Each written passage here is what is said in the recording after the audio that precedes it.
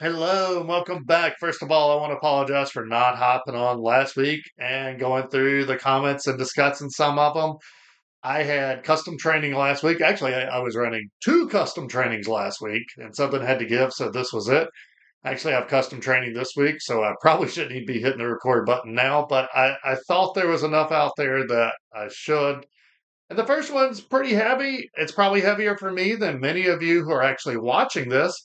But the news that Yokohama Tire here in Salem is officially closing its doors as of March 18th.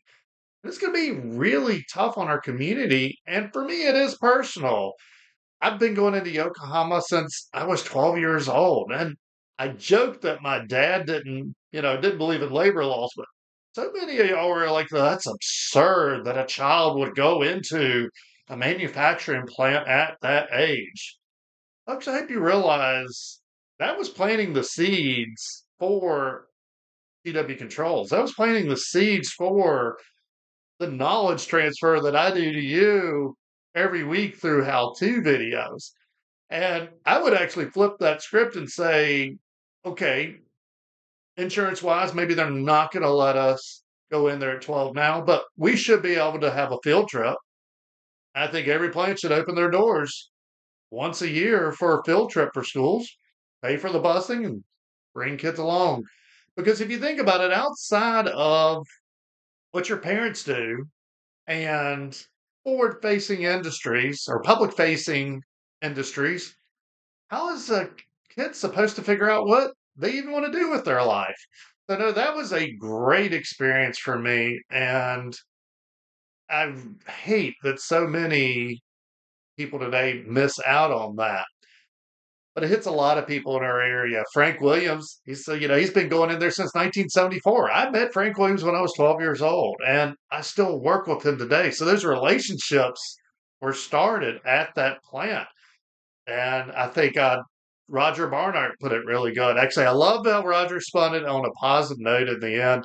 And, you got closures of GE, closures of Road Furniture, closures of Valleydale. And in the end, the community does bounce back. Now, it will take some time and it is definitely going to hurt it, but it will bounce back. And Joe Gemma mentioned that the ripple effect goes much beyond just those closures. Joe Gemma is an outstanding individual that works with A3 and really does a lot for our industry. But I brought up that the machine shops that were going to be hurt, the hydraulic shops, the uniforms, all those items that support that plant. But he even said it goes further than that. We got our restaurants, we got our hotels, we got all the stores in the area. And he's absolutely right. Now, I did a light bit of research on this. I did not go in a deep dive, but I was kind of curious. Okay, what type of impact does this have? Because yes, it is 571 jobs lost at Yokohama, but at least according to some quick research, economists use a multiplier around 2.5 to 4.8 for indirect jobs in that supply chain. And when you consider that, this is probably an additional, not including, an additional 850 to 2,100 ish jobs. And yeah, that goes from the contractors that are going there doing the specialty work to the local retail staff to the hotels when you're flying somebody in, all those items. So the impact of this closure is probably around 1,400 to 2,700 people. I gotta be honest with you. I'm struggling a little bit with some of the comments, and even now I'm struggling to keep cool on some of the comments because I deleted so many comments that really it went political right away. And looking to Washington, why did Washington let this happen to us? Folks, if you're waiting on Washington to do something about your community, it's too late. The number one PLC training in the United States is in Roanoke, Virginia. And that is not because Roanoke, Virginia was the best place to put it. It's because Amber and I saw a need and we went and filled that need. We did not wait for Washington to come with a grant or Washington to come ask. We built it. That's kind of cool. We are on the flip side. We do get we do, we get some context from Washington now of, hey, we would like to, learn how you're doing this, which is awesome.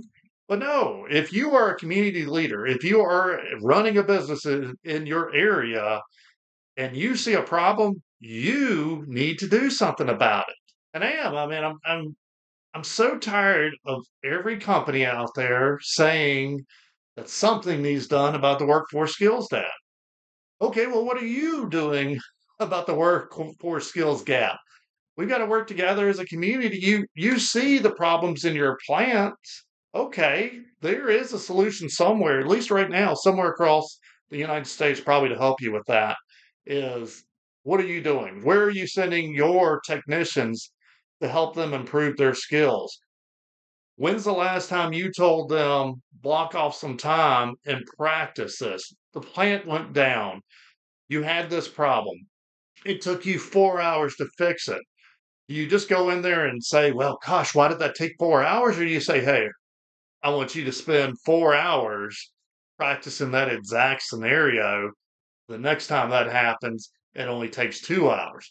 Did you ask them, well, what skills did you need that I can send you to so that that doesn't take 4 hours next time? Training starts in the plant floor, in our backyard. It does not start up there in Washington. Kind of going along with that, too many of you are treating training like it's a one and done thing. I had someone I was talking to this week, and they're like, well, we sent such and such to PLC training, and it just doesn't seem to be doing that well at it now. I'm like, oh, okay. Well, first, how long ago was that training? That training they had sent them to was over a decade old. Well, you know how much automation has changed in a decade? But even then, okay, I'm like, okay, well, how often are you having them practice? Oh, we don't have time for practice. What do you mean you don't have time for practice? If your technician's sole job is to keep the plant running, shouldn't they be practicing the steps it takes to keep that plant running? Gosh, what was that saying? If Amber was here, she would spit it out right away. What is it? Idle hands do the devil's work. Who came up with that saying?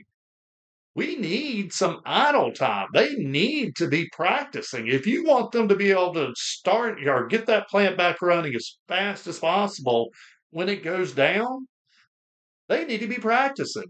Too many good plants are like, oh, well, don't let them see you out. At least have a broom in your hand. Keep pushing that broom. No, don't push a broom. Go practice. Get your skills up to date. So, here's where realistically, as a manager, it is not even it's your job to tell them, hey, you need to block 4 hours off this week and practice this because it took you too long to fix that problem, and I want you to do better next time. All right, I'm going on a rant. I better cool down here. But but yeah, training is not a one and done thing. You need to be sending your technicians and your engineers to training every single year. That kind of spins into another post I put out last week is my master electrician's license is up. And I joked in there, I guess they don't think I know about electricity. Does anybody know where I should go to learn something? And I was fishing for information in that one. I do value training, and a lot of you called me out on that, and I appreciate you calling me out on that because you're right. Things change, and in the case of master electricians, you have to do training based on NEC code changes. And what I was really looking for was were there any industrial themed ones I could go through that would count? Now, in the end, I think there was too much gray there, so I'm probably going to go through a basic one. But since it was brought up, great ones are Mike Holt, Data Engineering. John Pillar mentioned Purdue, but kind of Sean Dotson, he kind of nailed it down. He's like, it's a struggle to find industrial training on that. So even the Mike Holtz, I can't swear to Jade, but most of them are more of commercial, residential changes. That viewpoint of NEC, I do like Mike Holtz because it's very graphical. It's very easy to kind of follow. But yeah, it's a I'd love to see a little more of MCC buckets, kind of that industrial side. But going along through here, Yeah. So I did put out a comical video, I guess it was Friday.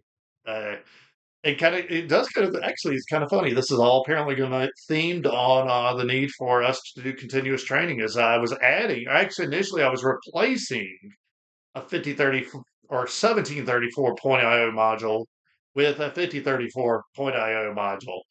And then I got thinking about it and I was like, well, for the next 5 years, I'm going to have people asking questions about that transition from the 5030 or the 1734 to the 5034. So, no, I don't want to do a video replacing it.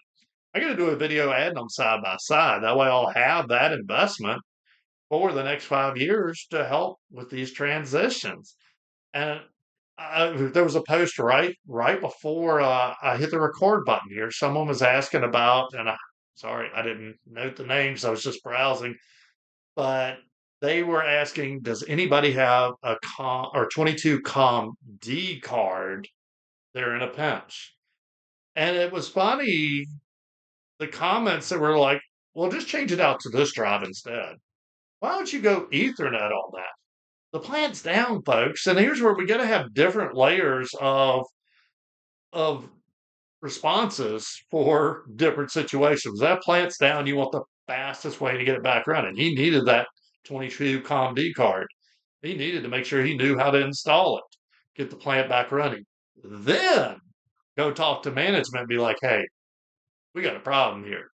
This stuff right here is obsolete, and we need to start thinking about running some Ethernet cables. That way, as this transition happens, we can be better prepared for it next time.